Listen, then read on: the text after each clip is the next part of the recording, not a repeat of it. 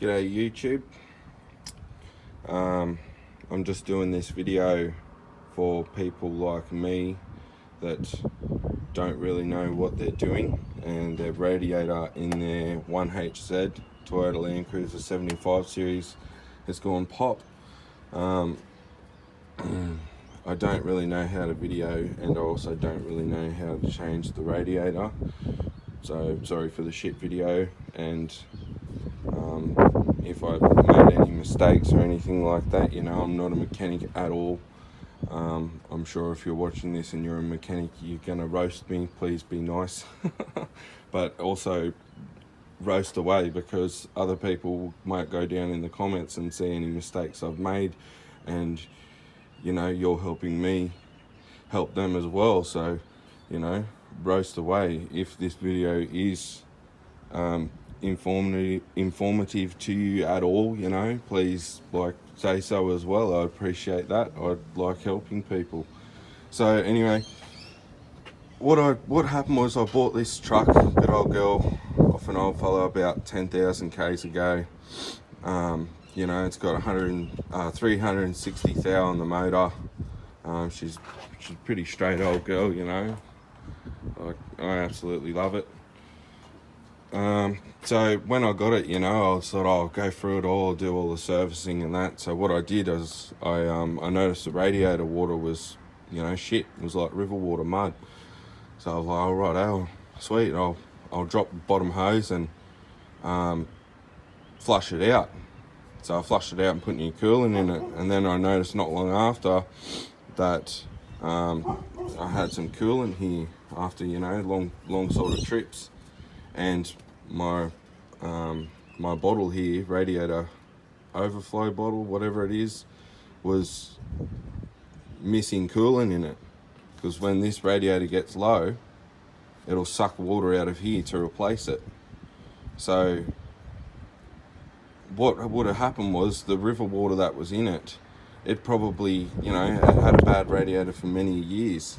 And I probably stirred, like when I done the coolant flush, I probably dislodged the old Chemi World, or, you know, like the old egg and pepper method to block the radiator, and, you know, I probably dislodged that. It was probably right for years and years, and I dislodged that, and, you know, now I've unearthed the problem that it had a bad radiator. So it's got a little pinhole here. You can't really see it, but it's just up in there, like you can't even see it. It's just under the brass. I can't even get my finger in there. Just up under here. It's got a little pinhole here and it's leaking out. And an old fella told me that it's sort of a weak point here, because this is where the coolant returns from the engine. It's piping hot, and so this would be one of the hottest spots in the radiator possibly. So over time, you know, years and years, it's a 93 model, she's over 20-year-old. So, you know, it's a weak point. So it makes sense that that's let go. And, you know, it had river water in it. It didn't even have coolant in it, the old girl. But anyway, I'm jabbling on.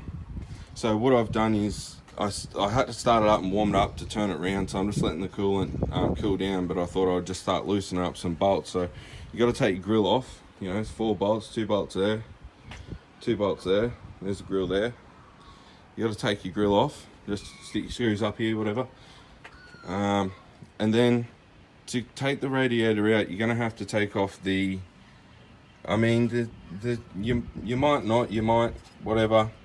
What I'm doing, this is your radiator shroud. It's got to come out, and to get it out as well, you got to take off this fan here. So I've done there's 4 bolts here. It's just 12 mil. It's very easy. And leave the fan on. Get the radiator loose to the point it's about to lift out, and lift the fan and the radiator shroud out in one piece. Okay, and sit it aside. It's the radiators. There's 4 bolts. Just 4 bolts. Bolt there, bolt down there. 12 mil again. You pull this truck apart with a 12 mil spanner, I swear. Okay, once that's out, then there's another 4 bolts for the radiator. So it's this bolt here, and you can't see it, and I apologise for the light. I can't even get my hand down there. This bolt here, but you don't undo it from there. That's why you have to take the grill off, okay? It's this bolt here, 12mm socket. 12mm socket. There's one on the other side there. So you take them 4 bolts, and then hopefully the radiator will slide out. I don't know what I'm doing, it might not, I'll let you know. So I'm just waiting to drop the coolant. Please put the coolant in a bucket, save the environment, save a turtle. I like turtles. Yeah. There's a blit, like a drain plug here for the coolant in the block, right? Just down under here. It's just down under here. You can't see it, sorry. Yeah, there it is. It's in the block. You know, but I'm not going to do that because I'm putting the same coolant in it that's in it. The coolant's here, so I think it's 10 point something litres capacity. And you just buy 2 of these, they're 6 litres, you know, pre-mixed. This isn't the specified coolant. The actual specified coolant is pink coolant. The pink coolant, it's a bit more expensive, but you know, this is what I run in it. It's just the pink coolant, I think it's got even lower antifreeze protection and even higher anti-boil protection, but I'm not running a turbo. I don't live out west, you know, and I couldn't afford it. So it is what it is, that's what I got. Okay, this is my new radiator here. Copper brass, shiny. So I just tried to get just the replacement radiator. It's the same one as I got. I didn't want to go aluminium and all that bullshit. Like, I just wanted the same one as I got, you know. All 4x4 spares. They are awesome, right? This was $525. You know, I talked him down to, I think, $475. All right, got new hoses, because why not? Put new hoses on it as well. So, you know, I probably missed something, but I'm sorry. You know, I'm just winging it. I'm literally just winging it, and that's why I put this video, because you can do it. You can do it, mate. You can do it with 12mm spanner, 12mm spanner, and 12mm socket, and a star screwdriver for your grill. Right? You know, you can do this. You don't need to pay hundreds of dollars to get it installed, and I'll pause the video and maybe come back. I don't know how to edit. This is my edit here. Pause button is my edit button. Okay, so I'll pause it. I'll come back to maybe if I hit any snags or anything. Then hopefully I'll come back to when I'm bleeding the coolant. So yeah, you know, go after this video, go watch other videos of how to do it, you know, get more information, better information, whatever. There's plenty of other people out there that do awesome videos on these old girls, you know. And if you've got a 1HZ, congratulations, mate. You've bought just indestructible motor. You know, like, they're good. You know, they're rated for 1 million Ks. Like, buy a new car that's going to do that. Who knows? All right. Yeah. Thanks. Yep. So I've got something else to add. See, there's a new radiator versus the old. It's looking pretty good. She's definitely seen some bugs. Sorry, Mr. Beetle.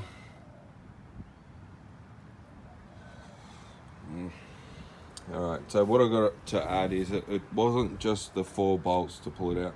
So I forgot to mention too in the last part, you know, you got to unbolt this. Your little radiator overflow, I still don't know what to call it.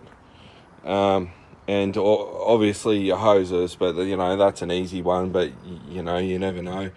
You got to undo your hoses. So that's the bottom one. I only spilt it. That's only a little bit of coolant. I did catch most of it. But So that's your bottom hose, and here was your radiator in here. Sort of taken it out already, but you know. So I dropped the bottom hose, just put it into a bucket, try and catch most of the coolant. It was a bit of a bitch to get off, you know. Took some persuasion. What I did was I actually popped the top hose first, lost a little bit of coolant there, because it was just, the bottom of it was just keeping the radiator shroud still on. So once I popped that and I had all my bolts off for the radiator shroud, I could lift out the fan. Like, I just took the fan off, and then the shroud was here, and I just sort of jiggled it a bit and pulled it all out as one piece and just sat it over here like that, you know. So, and then what happened was it made a lot better room for me to be able to get in there with both hands and pull that bitch off. So that's what I did. But what I was getting at, it wasn't just the 4 bolts. There was an extra 2 bolts on each side. Up the top here, you can see there was 1 bolt there and 1 bolt there. 1 bolt there. It's actually a bolt and a nut. I'll show you, because I was pulling the radio and thinking, what, you know, it won't come out, and it was them bolts there. Okay, so over here, what I did is I set the new radiator next to it, and there's some bushes that come out of it. 4 bushes, rubbers for vibration or whatever, I guess. Okay, and I just matched the radiator up. You got your tap going that way, tap going that way. You know, a hose, matched it up, and then just swapped them out. Just pop that one out of there, come over to this side, and popped it on here. And here's your 4 bolts that I'm talking about that I just showed you. There's your bolt, and there's one with a nut. Okay, and you just lift this bracket out with it, and yeah, and then just swap all the bushes over. See that just pulls off like this. Just pulls off like that, pops out. It's so hard to do with one hand. Okay, it's just a rubber, sorry, not even filming it. Okay, it's just a rubber bush. You just pop it in like that, right? And just pop it in. Just match up everything that you take out. It's only 4 things. Sorry, I'm not even filming it. All right, so yeah. Okay, that's all I've got to add as of the moment. Just something extra. Yep, thank you. Hey, I'm back. Just I've decided to drain the coolant out of the block as well, and I made a mistake. I made a very big mistake. The coolant drain plug is not down here underneath the injector pump, like the bolt, not that bolt there, but it's further under. It's a bigger bolt. I don't even know what it is, but it's definitely not the drain plug for the coolant. I apologise. It's just here. The drain plug is just here. I've got my torch trying to get some light. And it's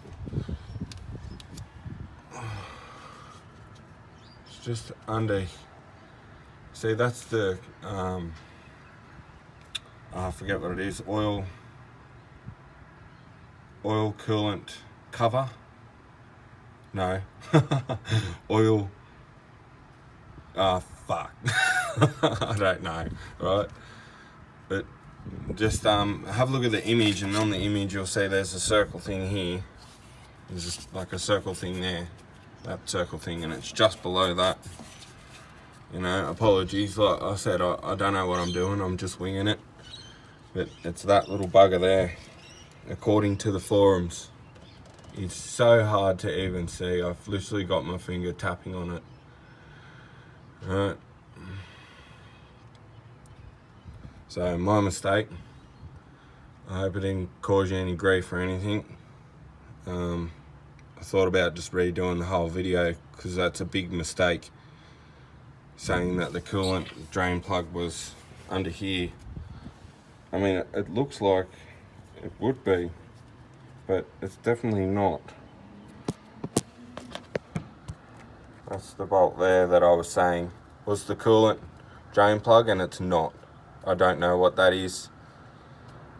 I'll find out, but I probably won't put it in the video or something. But so that's not the coolant drain plug. The coolant drain plug is further over. This is your injector pump. This is the left-hand side of the motor. That's the front of the motor, the back of the motor, and it's just in here.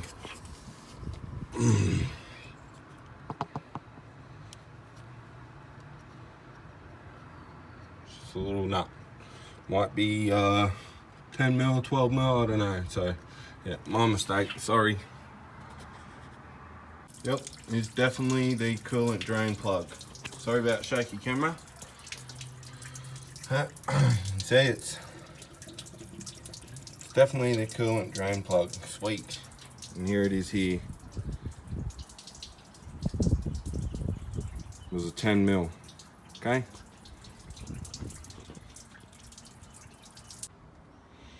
Alright, I did it. So can you. Took me a while, it's getting dark. I haven't put the front grille on yet, but there's 4 screws left, and that's for the front grille. So that's a good sign. Take your time. You know, if you've got screws or bolts left over, that's a bad thing. Go back through it. Just best advice is just take your time with it. No one's rushing you. So I haven't put the coolant in yet. I'm just about to, but it'll probably be too dark by then to even try and do a little video or something. So what I'm going to do is I'll take the cap off and I'll pour coolant in. Right, I've still got the drain plug out. Still got the drain plug out that goes down in there in the block. What I'm going to do is fill it up with coolant until a good flow is coming out of the hole, and then I'm going to bung this up, tighten it up, and then I'm going to keep filling with coolant until the radiator's full. And then I'm thinking I'll get a Coke bottle, I'll cut it in half, I'll duct tape it around here, because what you want you to do to bleed your system, you want to have your coolant level higher than the motor. Alright, so Coke bottle, duct tape, make sure it's bloody airtight, otherwise there's no point doing it. Make sure it's airtight. Coke bottle, pour the coolant in till it's sort of just higher than the motor, about here or something. Okay, and then I guess I'll start her up, and she's just going to bubble like crazy because there's all air through the system. It's going to have to come all back around, you know, and keep going. And I'm just going to sit here, have a drink, and just let the bubbles, if it's bubbling, that's a good thing. Like, if it's blowing bubbles like you wouldn't believe it, then maybe it wasn't your radiator after all. You've done a head or something, I don't know, but it should just be a slow little trickles of bubbles, maybe a couple of big ones. All right, make sure you fill this up to, you know, halfway. There's probably some things I've missed. Look, I've made mistakes along the way, but you just go back through it, take your time with it. You will, you know, bang your head. You will drop your phone. You will miss things and stuff, but you just take your time with it, all right? I'm trying to think of anything else that I can... Oh, another good tip is when you're putting your shroud back in with your fan all in one go, like you just lower the whole thing back down, okay? You put a couple of bolts in there, nip it up so it's not going to fall. But a good tip is... Oh, that's the radiator cap. A good tip is don't put your hose on yet. Otherwise, it won't slide down in there. Just, you can put your hose on, but you just peel it back, you know, tip it over there so it's out of the way. And then the shroud and the fan will go down easily. That's a good tip. That's a problem I had. I can't think of anything else. Oh, sorry about the wind. May as well show the beautiful vast Commodore while I'm here, eh? And that.